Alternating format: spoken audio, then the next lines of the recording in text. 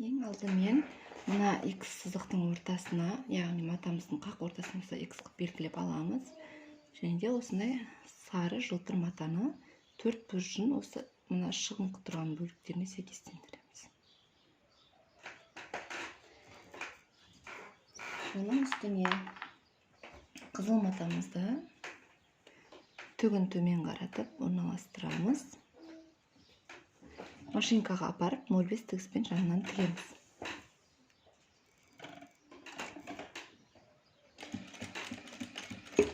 Астыңғы бөлігіндегі сары матамен екеуін бір етіп қиямыз.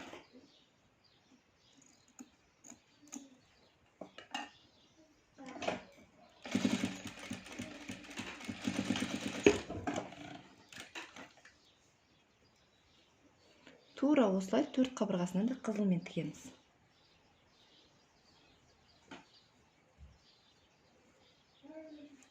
Мына қараңыздар, мына мата сары матадан сәл асып кетті қызыл матамыз. Келесіде қызыл мата мына сызықтың сары матаның бойымен жүруі керек. Яғни матамызды сары матаның бойымен орналастырамыз.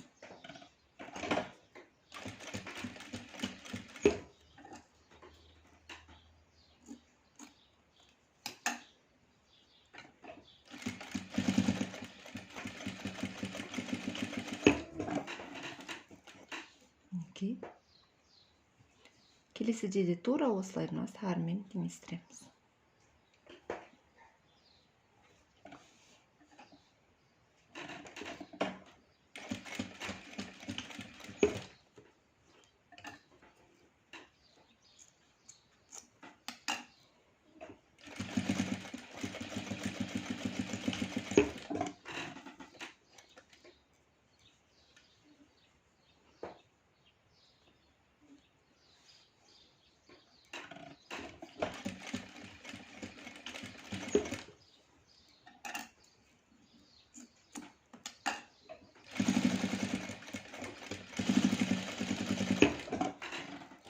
Бұл бізде бірінші қатар.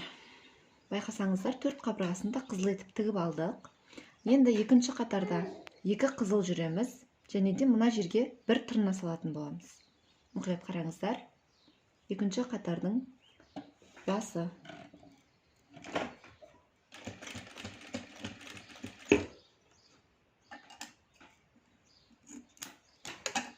Осы аралықта тырнамызды дайындап аламыз. Мінекей. Төрт бұрышты осындай кубик 2,5-да 2,5 ортасынан бүктейміз. Осындай 3 бұрышты етіп аламыз. Және де оны мына аралыққа, мына бұрышқа осылай орналастырамыз. Үстінен қызыл матамен бастырып тігіп шығамыз.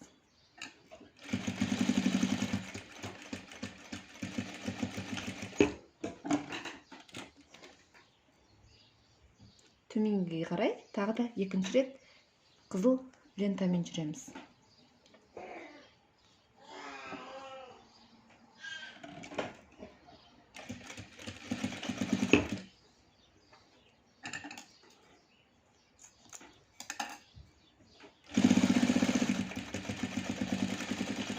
Бұл бізде екінші қатардың жартысы, иә? Енді қалған жартысын сары матамен жүретін боламыз. Екі рет сары лентамен тігеміз.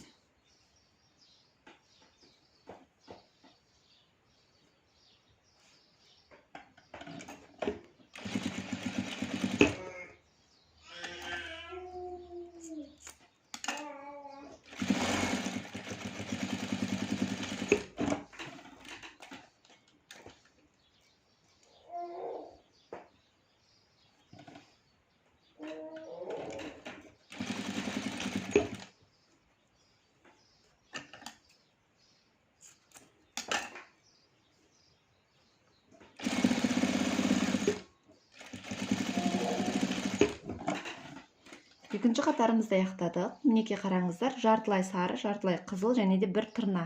Енді үшінші қатарда төрт қабырғасы да қызыл болады және бір тырна салатын боламыз. Мына аралыққа бір тырна салып, төрт қабырғасын қызылмен жүреміз.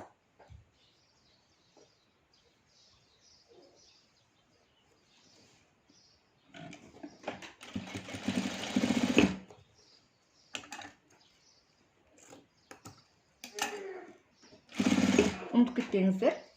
Қатарды до конца тікпейміз. Осы жерде тырна саламыз мінекей.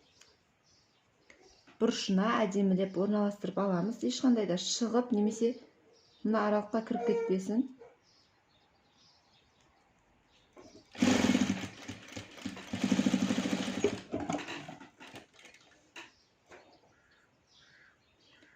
Ашамыз.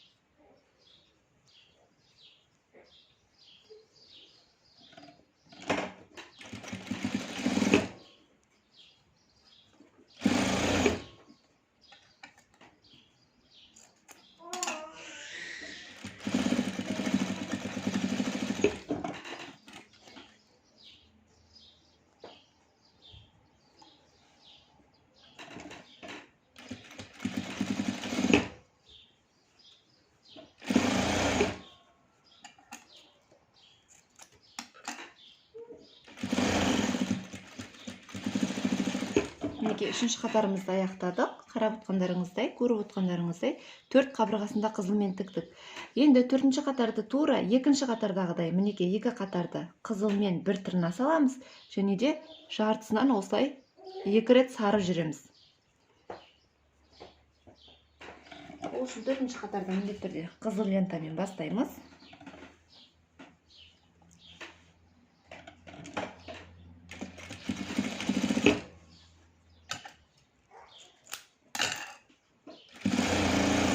Тырнасын салып ұмытып кетпеңіздер.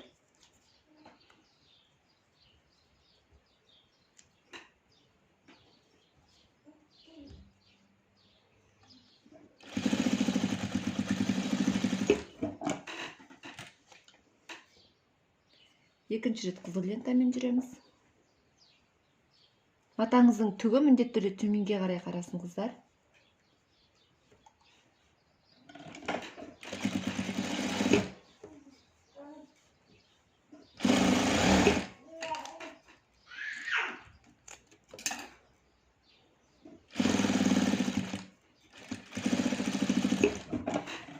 Енді қалған жарты бөлігін манағыдай 2 сары лентамен жүреміз.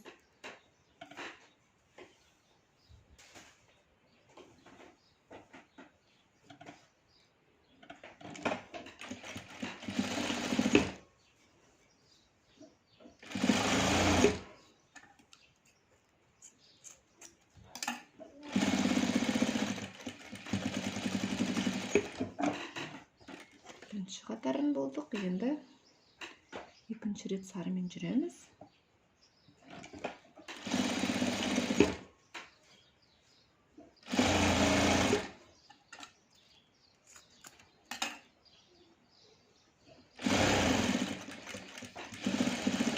Осымен біз 4 қатарды аяқтадық. Енді мінекей қараңыздар, құрақтың жиегін жай ғана жиегінен 0,2 сантиметрдей тігіп шығамыз.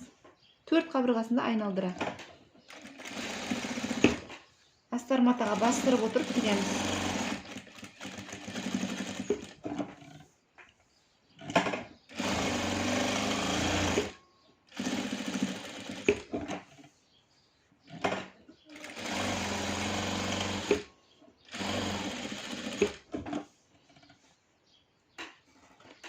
Астыңғы жақ тосылып қалды.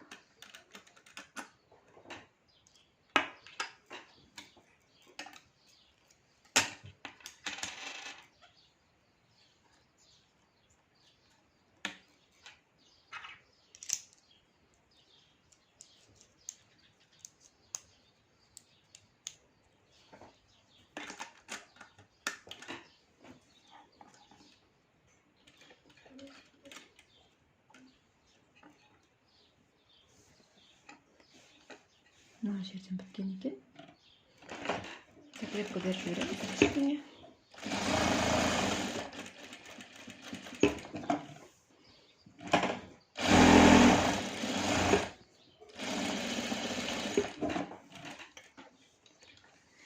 Енді мына астарматаның қалған бөліктерін қиып тастайтын боламыз.